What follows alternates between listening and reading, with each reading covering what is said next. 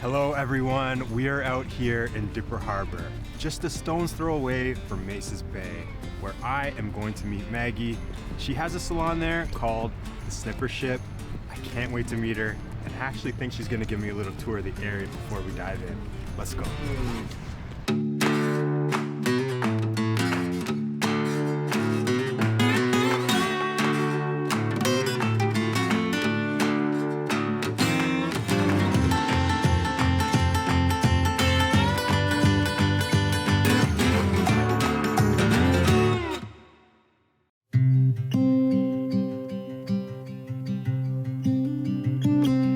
We're out here in Dipper Harbor. It seems like a pretty quiet place. Oh, well, it's not always quiet. Actually, this time of year, we have our scallop season, and it's pretty busy. We've got some guys right next door here shocking scallops as we speak. So throughout the year, I said scallop season and lobster season. There's a lot of traffic here. It's pretty busy. I bet. And is this somewhere you grew up, or is it somewhere you came to later in life?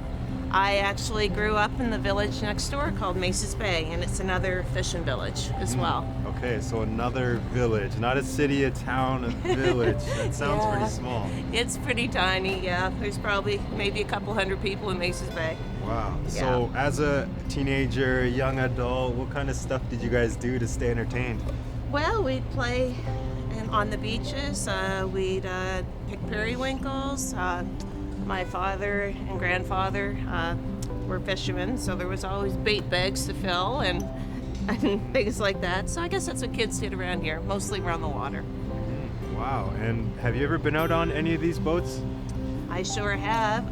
My first job was at 16 years old. My grandfather, who fished with my dad, had a heart attack, so I went fishing with my dad that spring, lobster fishing, and he had to take me out of school, which was terrible for a 16-year-old, but I managed.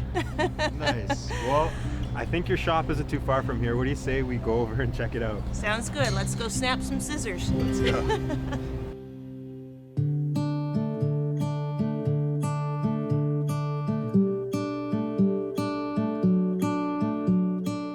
All right, Maggie, thank you so much for the tour of Dipper Harbor. My first time there, I feel like I got the 411 on what's going on, but we made it. We're at the Snipper Ship.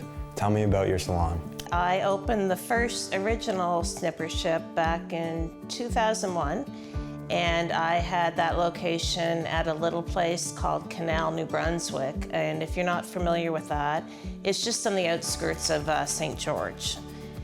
What they call Granite Town, St. George. So I don't know if you've seen St. George yet since you've been in New Brunswick, but it's a beautiful little town. So that's kind of where it all got started. And how long have you been cutting hair? I have been cutting hair, oh gosh, probably about 23 years now. 23 years. What is it that drew you to this path? Believe it or not, I think probably from the time I was a little girl, because none of my Barbies had hair. Oh yeah, they were all bald. So I've been cutting hair probably since I was about 3 years old. So it was a passion that I guess I just knew my whole life I wanted to do. There's some instruments that are placed around? Yes. Is that by chance, or are they? No, I'm actually a musician too. I have a band, and unfortunately with COVID, we haven't been playing a lot in the last couple of years. But in between clients, I don't have an excuse not to practice. So I do a little practicing out here, and I have some musical clients. So we've had a few jam sessions while their hair's been getting done as well, so yeah. Nice. Heavy metal jam sessions? No, I'm more of a bluegrass country girl. Nice, nice. So, Tim, we're out here in Maces Bay. I guess Maggie's been cutting your hair for a few years now, huh? I would say Maggie's been cutting my hair for over 20 years now. Yeah. It's a long time. Yeah. We first... Let's just say I've seen it change a few shades. And a few different styles. Yeah. Did you guys go to school together? Like, how long have you guys known each other? No, we didn't go to school together. We actually met through motorcycling, to be truthful with you. Oh, yeah. nice. Yeah. There's no better way to see the country than on a bike, you know. Go, especially nice, long, windy back roads in the fall when you see all the leaves. And I mean, we've got some amazing areas down around here, the back of St. Stephen, Rolling Dam, all those places. It's beautiful. So you come from Ontario. What was the biggest challenge for you coming to the Maritimes? Since I've, been around traveling with hockey, I was moving twice a year. Like I moved twice a year since I was 16. So I'm used to going to new places and, diving into the community and meeting new people and setting up shop and going and getting new pots and pans and all that stuff that comes with setting up in a new place. There really hasn't been like any challenges aside from just retiring itself, I would say. But I love New Brunswick. The people in Atlantic Canada, New Brunswick are amazing. You too, fall right in line with that. So yeah, I'm happy to meet you guys here today. And Tim, yeah, it was great chatting with you. Okay, great chatting with you too, Jordan. Do you think there's another career maybe later on, or have you found your calling?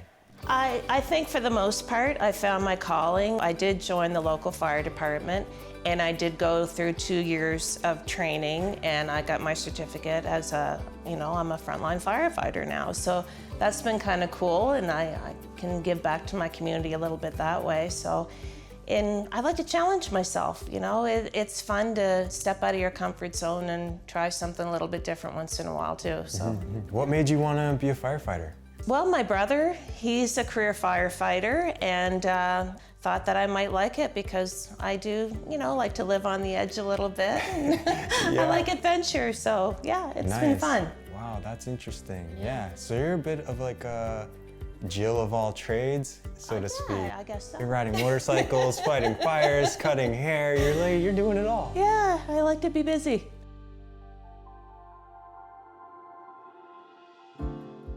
So I just met your husband, Tim. We had a great conversation. Yeah. He told me all about the community and what it's like. I'm getting a sense that the biggest, industry drivers in this community are fishing in Point Lepreau. I worked at Point Lepreau for 30-some years with NB Power, and I was fortunate enough that I could retire early. And you retired? Yeah. You don't look like you would be retired. Thank you. But yeah, no, it's awesome. Is there challenges that come with retiring? I know a lot of people might think of it as like putting your feet up and you're done. Yeah, getting into a routine was interesting for a while. A lot of people go through life and they wait to get to the point where you're at so that they can start living. Do you feel like there's any truth to that? I had a pretty full life before I retired, and I was looking forward to retiring. I'll probably travel a little bit more now. I have a daughter and 2 granddaughters that live out in British Columbia, so I'd love to go see them. Yeah. Where's the #1 place for you guys that you would want to go travel? Oh, somewhere warm today would be nice.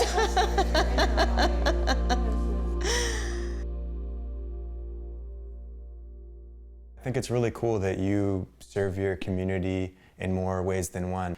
Starting a new career, I know it's so important to find something that you feel fulfilled with and satisfied with. If you can find something that, serves others, that's also serving yourself. And yeah, it seems like you're attacking that from a few different angles. Yeah, I actually, it's funny you mention that, because I mention to my younger clients as they're getting ready to go to high school or maybe college or community college, I said, make sure that you pick a career that you love. Because if you pick a career that you love, you will never work another day in your life, because you're going to be so excited to go into work every day. So I think it's really important to love what you do.